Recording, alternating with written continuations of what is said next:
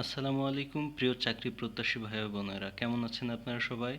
আপনাদের যারা 18তম শিক্ষক নিবন্ধনে টিকেছিলেন কিন্তু সুপারিশ বঞ্চিত হয়েছিলেন, তাদের জন্য একটা বড় সুখবর। সেটা এনটিআরসি এর চেয়ারম্যান জানিয়েছে। আপনারা দেখতে পাচ্ছেন দ্য ডেইলি ক্যাম্পাসের একটা রিপোর্টে আজকে 7 এপ্রিল 11টা 54 মিনিটে এনটিআরসি এর চেয়ারম্যান একটা ঘোষণা দিয়েছে যে 18তম শিক্ষক নিবন্ধনের সুপারিশ বঞ্চিত যারা আছেন তাদের জন্য সুখবর আছে।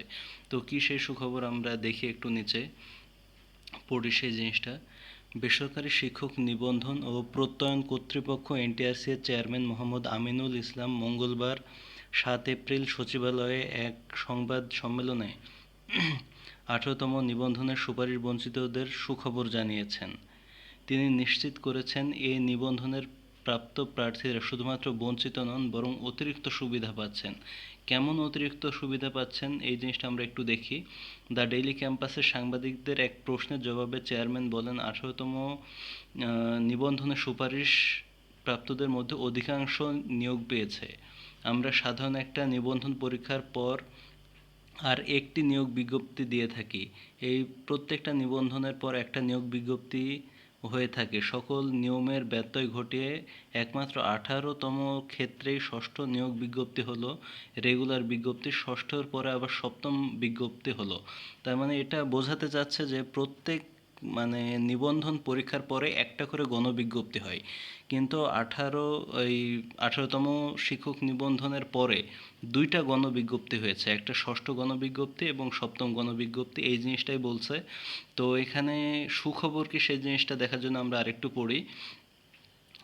নিয়মের ব্যত্যয় ঘটিয়ে তাদেরকে বিশেষ সুবিধা দেওয়া হলো, 18তম নিবন্ধনে যারা টিকেছেন তাদেরকে বিশেষ সুবিধা দেওয়া হয়েছে। এই জিনিসটা তারা বলেছে। কেন এই বিশেষ সুবিধা? ইতোমধ্যে আমাদের পরীক্ষার সিলেবাস পরিবর্তন হয়েছে, মার্কেট ডিস্ট্রিবিউশনও পরিবর্তিত হয়েছে। এ পরিবর্তনের কারণে তাদের বিশেষ সুবিধা দেওয়া হয়েছে। এর মানে শুধুমাত্র তাদের নিয়োগের জন্যই নয়, সপ্তম নিয়োগ সুপারিশ আলাদাভাবে শূন্য পদ নিয়ে নতুন করে এই নিয়োগ কার্যক্রম গ্রহণ করা হয়েছে। সুতরাং তাদের বঞ্চিত তো নয়, বরঞ্চ তারা ডাবল বেনিফিট। যারা 18তম শিক্ষক নিবন্ধনে পরীক্ষা দিয়েছিলেন তারা দুইটা গণবিজ্ঞপ্তি পেয়েছেন, এটাই তাদের জন্য সুখবর, এটাই তিনি বলেছেন। তো নিচে আরও বেশ কিছু কথা উনি বলেছেন, এই জিনিসটা আপনারা একটু দেখবেন কি কি বিষয়ে ওনারা আলোচনা করেছে। তো সুখবর বলতে গেলে উনি ওটাকেই বুঝিয়েছেন যে 18তম শিক্ষক নিবন্ধনে যেটা আপনারা দুইটা গণবিজ্ঞপ্তি পেয়েছেন এইটাই তিনি ক্লিয়ার করেছেন। তো এখানে আরেকটু আমরা পড়ে দেখি। চেয়ারম্যান বলেন, এক্ষেত্রে তাদের বিষয়টি আরও সক্রিয়ভাবে বিবেচনা করার বিষয় মাথায় রাখা হয়েছে। 19তম পরীক্ষা হওয়ার আগে শূন্যপদের তালিকা 12ই এপ্রিল পর্যন্ত আনা হবে। এরপরে 19তম নিবন্ধন হবে এবং নবম নিয়োগ সুপারিশ দেওয়া হবে। পর্যায়ক্রমে এটা হয়ে যাবে। তো এই জিনিসটা এনটিআরসি এর চেয়ারম্যান ক্লিয়ার করে বলেছে। তো এই বিষয়টা আপনাদেরকে জানানোর জন্য মূলত ভিডিওটা করা। তো আজকের ভিডিও এই পর্যন্তই।